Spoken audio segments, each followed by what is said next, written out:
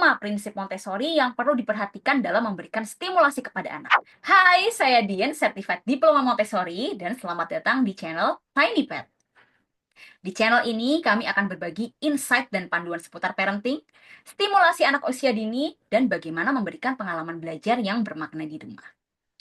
Di video kali ini, kita akan bahas gimana sih memberikan stimulasi yang benar-benar sesuai dengan perkembangan anak.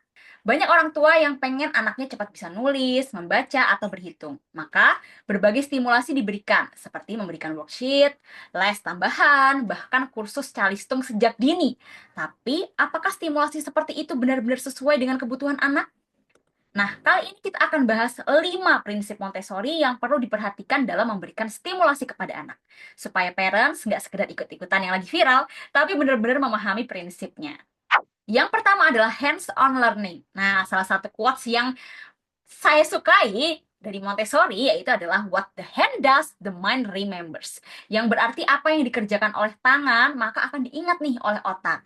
Nah, sehingga jika kita ingin anak memahami sesuatu, menguasai suatu kemampuan tertentu, maka kita perlu memfasilitasi anak untuk belajar dengan menyentuh, memanipulasi objek, dan bereksplorasi menggunakan tangan. Contohnya, kita mengenalkan anak konsep ukuran nih, gitu ya. Maka kita bisa menyediakan balok dengan ukuran yang berbeda, sehingga anak dapat menyusun dari besar ke kecil dengan memegang secara langsung untuk mengetahui nih perbedaan ukuran dari balok-balok tersebut. Selanjutnya adalah concrete to abstract. Nah, sebelum anak memahami konsep yang bersifat abstrak, mereka perlu terlebih dahulu dikenalkan dengan pengalaman nyata dan konkret yang bisa mereka lihat, sentuh, dan rasakan secara langsung. Jika anak langsung dikenalkan oleh hal yang abstrak tanpa terlebih dahulu, maka dikhawatirkan pemahamannya ini hanya bersifat hafalan. Padahal kita mau anak benar-benar paham sama konsepnya, bukan cuma sekedar hafalan. Contohnya, sebelum anak belajar angka di atas kertas gitu ya, belajar angka di worksheet gitu ya, kita bisa mengenalkan anak dengan berhitung menggunakan benda nyata nih.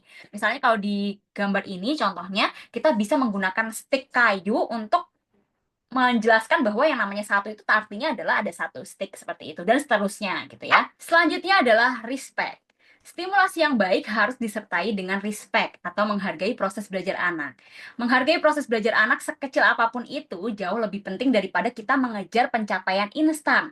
Jadi prinsip respect dalam Montessori itu berarti menghargai anak sebagai individu yang sedang berkembang dengan ritmenya sendiri, bukan berdasarkan standar orang lain gitu ya. Nah, seringkali kita tanpa sadar terjebak dalam budaya ikut-ikutan atau membandingkan. Misalnya kita lihat nih, anak lain yang usianya sama kayak anak kita, kok udah bisa baca atau menulis gitu ya. Lalu kita buru-buru nih mendorong anak kita untuk melakukan hal yang sama. Padahal mungkin anak kita masih dalam tahap membangun koordinasi tangan dan juga kekuatan otot jari-jarinya. Nah, kalau kita memaksakan stimulasi yang belum sesuai kesiapan anak, dikhawatirkan bisa membuat anak stres, kehilangan rasa percaya diri, dan juga bahkan menghambat kecintaan anak nih terhadap belajar. Terus kalau kayak gitu, apa yang bisa kita lakukan? Maka kita pertama harus cek dulu tumbuh kembang anak. Apakah anak kita ini sudah sesuai dengan tahapan tumbuh kembangnya atau belum? Gitu ya. Kemudian observasi juga kesiapan anak. Apa yang sudah bisa anak lakukan, apa yang belum bisa anak lakukan, kemudian minat anak itu seperti apa, gitu ya. Selanjutnya adalah memberikan stimulasi yang memang sesuai dengan kebutuhan anak.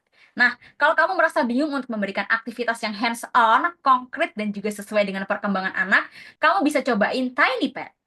Di Tiny Pet, kamu bisa sesuaikan dengan usia, checklist perkembangan anakmu, kamu juga bisa pilih tujuan aktivitas, dan pilih tema yang anak minati.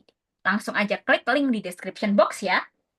Selanjutnya adalah prepared environment. Kita perlu mempersiapkan lingkungan yang mendukung agar anak dapat bebas bereksplorasi. Kenapa sih hal ini penting? Karena anak-anak itu belajar dari apa yang mereka lihat dan mereka alami. Kalau lingkungan mereka itu mendukung kemandirian, kreativitas, dan juga eksplorasi, maka anak akan lebih mudah nih berkembang secara alami. Jadi anak itu butuh lingkungan yang memungkinkannya untuk bergerak dan bereksplorasi dan memungkinkannya untuk mandiri. Contohnya, kita menyediakan material yang memang sesuai dengan usia dan perkembangan anak gitu ya. Kemudian kita juga menggunakan material yang seukuran dengan ukuran anak. Jadi anak itu mudah untuk mengambil apa yang perlu dia ambil kemudian mengembalikannya kembali. Misalnya seperti rak yang mudah dijangkau oleh anak seperti ini gitu ya.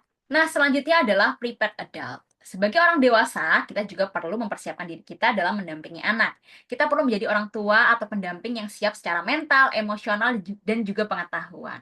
Privat adat adalah orang dewasa yang tidak hanya tahu apa yang perlu diajarkan, tapi juga siap menjadi contoh. Siap mendampingi anak tanpa terburu-buru nih. Dan juga siap belajar kembali agar bisa memahami anak dengan lebih baik. Contohnya nih, saat anak mencoba menuang air, kemudian tumpah gitu ya, maka kita tidak langsung memarahi anak, kita perlu tenang dulu gitu ya, dan membimbing anak untuk membereskan tumpahannya tersebut. Jadi kita juga perlu menyiapkan diri kita sendiri untuk bisa menenangkan diri ketika anak melakukan kesalahan.